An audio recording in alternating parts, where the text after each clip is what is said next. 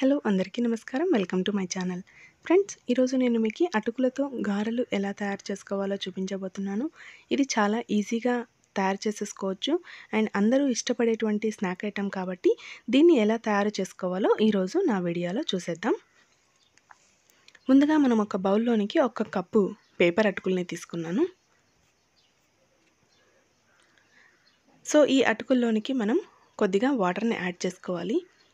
So ఈ విధంగా వాటర్ని యాడ్ చేసుకోగానే అటుకులు మొత్తం మెత్తగా అయిపోతాయి.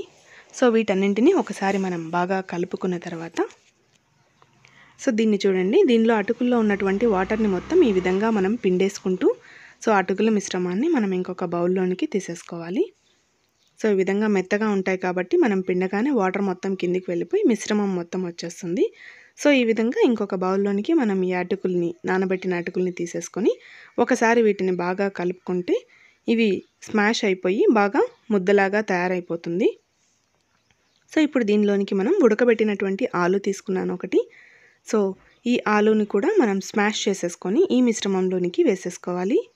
ఆలు వేసుకోవడం వల్ల మనకి గారెలు నీట్గా రావడమే కాకుండా చాలా టేస్టీగా కూడా ఉంటాయి. అందుకని ఆలుని యాడ్ చేస్తున్నాను.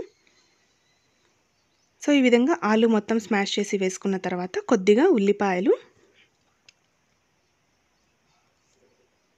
అదేవిధంగా సన్నగా కట్ చేసుకుని ఉంచుకున్నటువంటి కొత్తిమీరని కూడా కొద్దిగా యాడ్ చేసుకోవాలి. తర్వాత మనం దీనిలోనికి 1 టేబుల్ స్పూన్ జీలకర్రని యాడ్ చేసుకుంటున్నాం. ఇప్పుడు రుచికి సరిపడినంత ఉప్పు, అదేవిధంగా కొద్దిగా వంట సోడా. సో ఇవన్నీ యాడ్ చేసుకున్న తర్వాత ఒకసారి వీటిని ఇలా మిక్స్ చేసుకున్న తర్వాత దీనిలోనికి ఇప్పుడు మనం కొద్దిగా పచ్చిమిర్చి,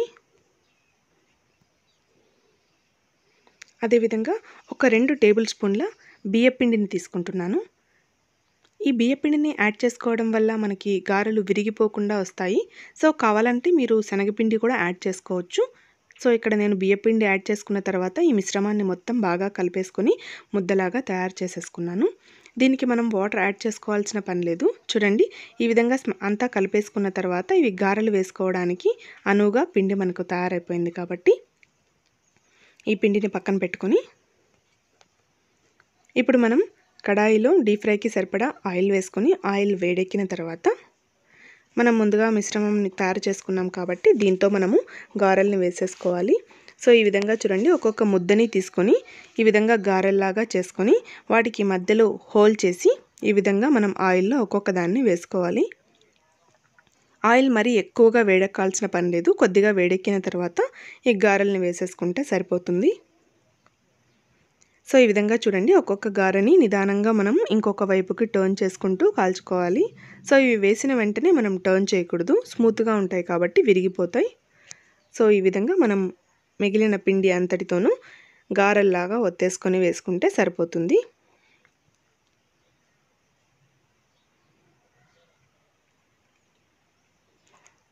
వేసుకున్న తర్వాత ఒక్కొక్క దాన్ని మనం నిదానంగా ఇంకొక వైపుకు టర్న్ చేస్తూ వీటికి మంచి కలర్ వచ్చే వరకు మనం వీటిని కాల్చుకోవాలి.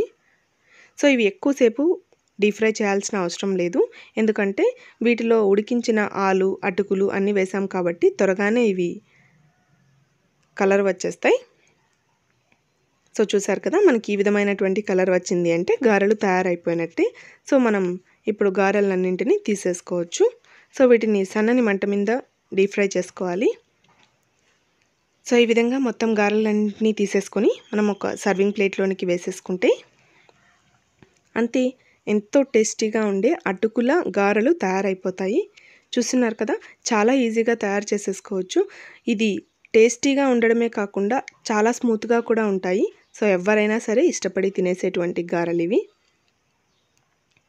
సో చూసారు కదా, ఈ గారెల్ని ఎలా తయారు చేసుకోవాలో ఇన్స్టెంట్గా. సో ఫ్రెండ్స్, ఎలా ఉంది ఈ వీడియో? మీకు కనుక నా వీడియోస్ నచ్చినట్టయితే లైక్ చేయండి, షేర్ చేయండి, సబ్స్క్రైబ్ చేయడం మాత్రం మర్చిపోకండి. Thanks for watching my videos.